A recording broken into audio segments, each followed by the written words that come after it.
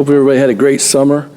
I want to thank you, first of all, just for all your support. I know sometimes it used to be around here, summers would be sort of a slow time, but it seems like summers are busier than ever.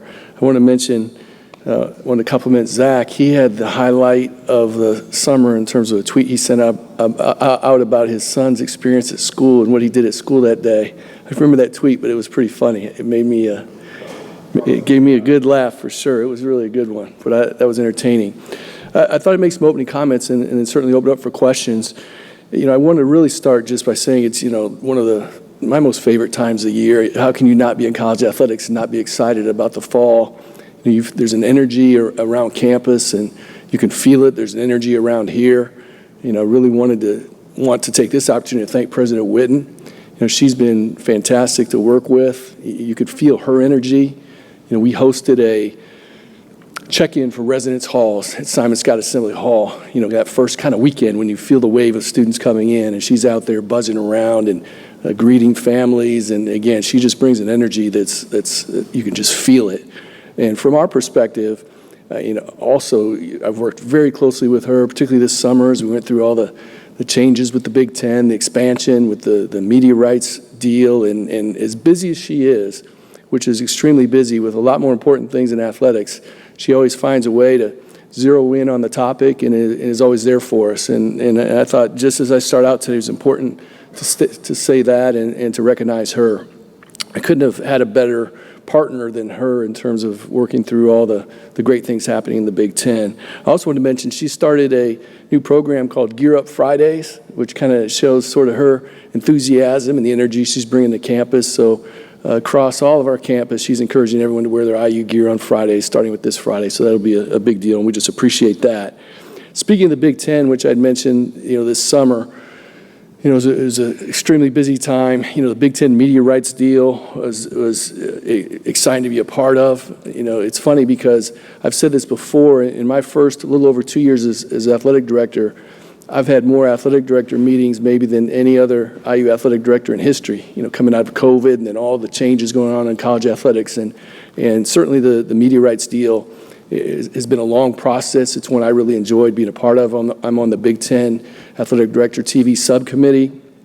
And it was just, for me, you know, the strength of the Big Ten is, in my view, is certainly the people and the leadership, and certainly compliment the colleagues that I work with, my fellow athletic directors in the Big Ten, but obviously Commissioner Warren for his vision and what he's put forward and making certain that our conference and the brand of the Big Ten is in the best position it possibly can be, and his vision for our media rights package. There's also a lot of unsung heroes. There's a person named Kerry Kenny, who's an associate commissioner that behind the scenes just does a phenomenal job, and again, couldn't be more happy for that process. Also, for us, it's going to be incredible with media rights in terms of our brand and the exposure for our student athletes and our programs. The financial impact will be significant and is critical, but quite frankly, it's one of those things that you know, don't believe everything you read. It's going to be good, but it's going to take some time to ramp up. You know, I'm not saying anything to minimize the deal, but you know, what I've had to do is make certain that, particularly internally, people understand that there's going to take some time. Those deals are generally backloaded. We've got a lot to sort out before we really start to alter budgets or anything like that. But again, it's a tremendous deal. So we've done a lot of managing expectations on that end. From our media partner standpoint, really excited with again, the vision that Commissioner Warren had with that deal, making certain that, you know, we really still have the linear networks that we're partnering with in terms of Fox and CBS, and now adding NBC, and then certainly our partnership with BTN. You know, one of the things I thought I'd point out to you is that, to me, that was very interesting is working with Fox, and their CEO of Fox Sports is Eric Shanks, who's one of our former student assistants in our media relations office, and I just thought that was, for me, I was really proud sitting in meetings and hearing his name or him coming to a meeting as we're a part of this process. And it's great to see the IU family be so successful out there, and he certainly is a big part of this new deal. I also wanted to mention, you know, we're really, really excited about bringing all of our students back. You know, we've started obviously both soccer, field hockey, volleyball, but just can't wait for this Friday night. We're pumped about the game this Friday. couple things about that. Ticket sales have been really, really good. We really feel great about renewals where we are. We had a terrific year last year attendance-wise, and renewals have been very strong, particularly students. And I want to take a second just to commend our students.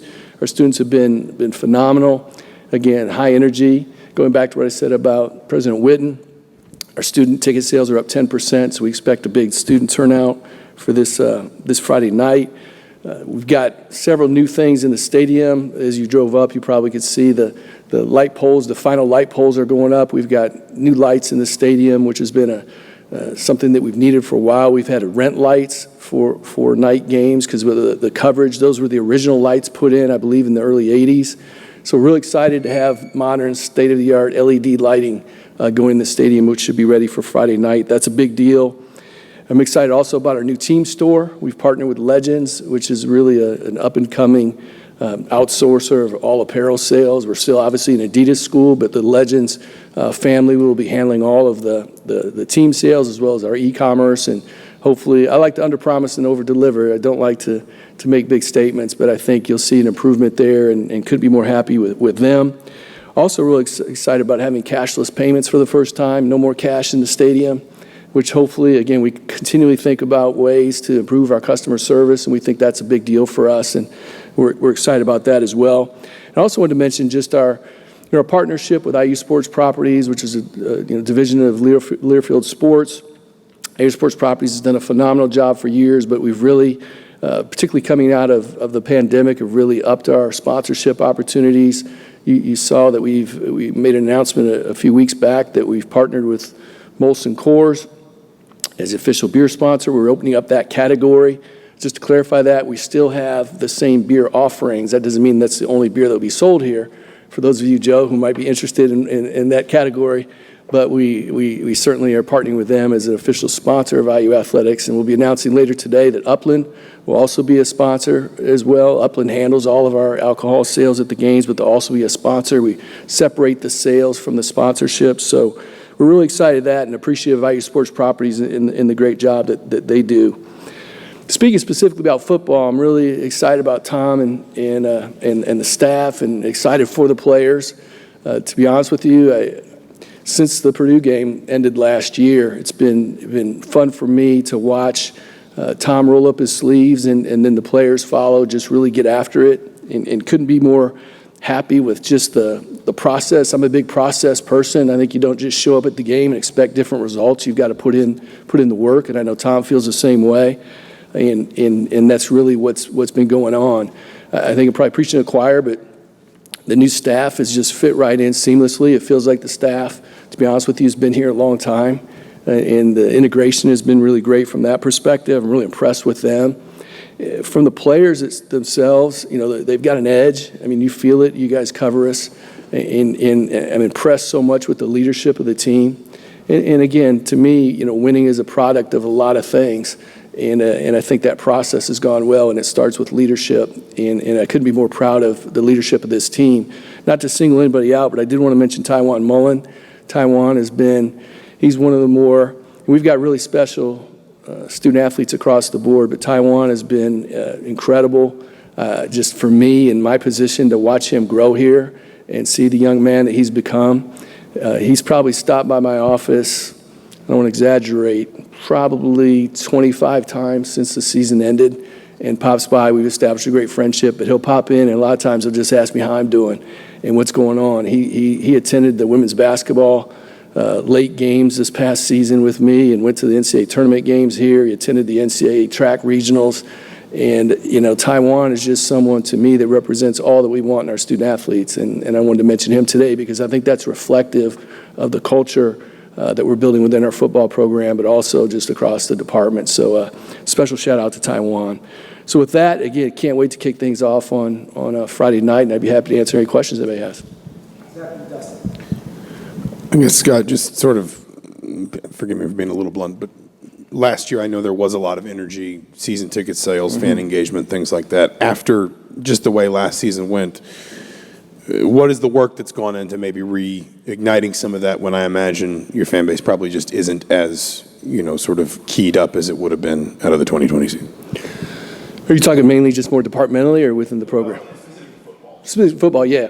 For us, again, our style or my style is not to be a big talker, to not make big projections, but really just to go to work. And really last season didn't live up to our standards, after coming off of, seasons in 2019, 2020, which were really record years for us back to back, and Tom National Coach of the Year. And obviously we struggled last year. So just like Tom and obviously what he's done with his staff and obviously with the roster, and just really evaluating our program to really get back to those standards that we set. And same thing for me in the department, whether it's our ticket office, whether it's our marketing department, everything that we do behind the scenes to make certain that we have the program at the level that we want it to be. So I couldn't be more excited coming into the game this Friday night. Our fans have responded. Again, the renewal rate, quite frankly, coming off a huge year last year from an attendance standpoint, didn't know where we'd be, but was really, really surprised that pleasantly surprised at the season ticket base, how they came back, and with the students up with over 10% was a big deal. So I'm excited looking at Friday night. So I just wanted to stay on that topic, basically. I mean, what is the renewal rate, I guess, and how does that compare to previous years? I guess what else can you tell us about season tickets at this point, single game tickets at this point? I mean, I guess, can you put some finer numbers on Sure. the level of Our renewal rate is right at 98% of where we were last year in total. Our students are up 10%. So general public is just right about there. It was really, in fact, we could close in on it this week. The way as I talk to our staff internally, our season ticket numbers are about half of the stadium. So we get up around, our stadium seats about 52,000. We got about 26,000 plus in season tickets sold. So we rely heavily, which we have for years, on the single game sales. And again, those are trending in a great direction. We expect that this Friday night will be in the low 40s and hope to grow from there. And so, again, just couldn't be more appreciative of our fans. Sometimes I think, unjustly so, I think sometimes our football fans maybe take some criticism, and I don't think that is warranted at all. I think our football fans are as loyal as they come, and again, this year's results are a real indication of that. Hey, Scott. Message received on the media rights deal kind of being backloaded as it relates to the financial side of that, but presumably down the road there is a financial windfall there. Do you have like one or two main areas that you're focused on when it comes to like facilities or budget expansion and things like that? Yeah, like you said, it is backloaded, and a lot of those details are still to come. But the reality is that the way things are changing and the way that our budget is just and like many of your budgets are increasing, I feel like we've already kind of spent it in a way. We announced this summer the Alston Award, which is an academic award that we'll award to any student athlete who qualifies for it this year, and that's about a $3 million hit to our budget. So in a way, as we look at as this media rights, the details come out, and as that grows over time, I feel like that will allow us to really keep pace and to be able to do things we need to do to support our student athletes. But I really don't look at it as a real windfall. And those of the staff that are here that are at our all-staff meeting this past Wednesday, that was part of my message, was because what you just asked, or I think what a lot of people start thinking, is that it's going to be a huge uptick at one time. And again, it's a steady stream over time. Mainly backloaded, and again, a lot of that is already taken into consideration in what we're planning for the future to support our student athletes. Hey, Scott, when it comes to NIL, I know there's still things it's new, it's changing, and football, basketball, apples and oranges. It's a lot easier to work in basketball because of the smaller numbers, but obviously the basketball program here has had greater success over the years, and they're seemingly to be getting solidified via NIL through Hoosiers for Good and whatnot. Is there a plan to start doing that on the other side for football? I know, you can't do it the entire way, but to equal out, I guess I'd say. Yeah, let me first just say that, we've been working on NIL, it was a little over a year ago when NIL started, and we were working on it the year before. And I'm really proud of our team internally has done everything we can to put our student athletes in a position for success and to maximize that opportunity. As it relates to specifically to football, it's certainly important from a competitive standpoint that our student athletes have success here in all our sports, but certainly football is a priority. We can only control what we can control. I will say, since you opened the door, I do want to thank all of the supporters out there who have supported NIL efforts, particularly, as you said, Hoosiers for Good, who's really done some amazing things, and I know they want to continue to grow that, and I know football is important to them as well. Again, that's outside the athletic department, but it is something that they know it's important to us that we have success from our student athletes. So again, as future student athletes look at coming here, they see that there are NIL opportunities here, and we take it very seriously, and I think we're on a good track to do that. I guess more broadly on alcohol sales, beer sales, and beer and wine in particular at athletics events, that has kind of gone from the trial period to football. Now it's expanding into other sports kind of widespread. Is it something you see continuing to expand? I mean, where does that go next? And I guess what is the financial impact as you expand? I imagine it's smaller, but to places like baseball, soccer, basketball, volleyball, et cetera. Right, yes. We'll continue to evaluate, and I'll say that it has gone extremely well to date. Our data really shows from the time we implemented the first year at Memorial Stadium that our incidents actually went down, our alcohol-related incidents, and I think controlling the environment has proved to be successful. So we'll continue to evaluate. We did announce that we expanded that to soccer. We're currently looking at Simon Scott Assembly Hall to see if that's something that we may or may not do. But I'm a big proponent of making certain that we're keeping up with what our fans would like to see from a fan experience standpoint. And the feedback we receive from our fans, even going back to this spring with baseball and softball, has been really, really well received and handled really well. So we'll continue to grow that and to look at ways that we can maximize that opportunity, but keeping in mind responsibility drinking, managing the process in a way that we don't put any other fan in a precarious position by having alcohol served. Hey, Scott. I know a big question going around right now is the legislation surrounding NIL and kind of evening the playing field, making sure states are all on the same page, athletic departments are on the same page. Have you had any conversations inside the department or outside about what you guys want to see legislation-wise about NIL moving forward? Yeah, we talk about it internally, it seems like daily, on what is the future and what's happening, because it changes, it seems like, every day. In terms of, again, I mentioned this earlier, the strength of the Big Ten, I think, is really in its people and the administrators. And we talk at length about what is the future going to look like and what should it look like. I do know that there are really, really smart people working on the transformational committee at the NCAA level to really look at all aspects of the future of college athletics. So, I do think there needs to be, just personally, some guardrails put on NIL so there is fair competition, and it really is it's set up so that it's not an inducement and it's not a pay-for-play. And it'll be interesting to see where all that goes in terms of what the future will hold. But in the meantime, what we're trying to do here is, back to Jim's question, is that we want to make certain that we're maximizing this opportunity within the rules that we're given for our student athletes so that they can have success. Scott, I know you've been around the department for a long time, but as the guy running the show now, what do you enjoy most about the job, and what has been a little bit surprising about being the guy at top? Yeah, for sure I enjoy more than anything just being around the students.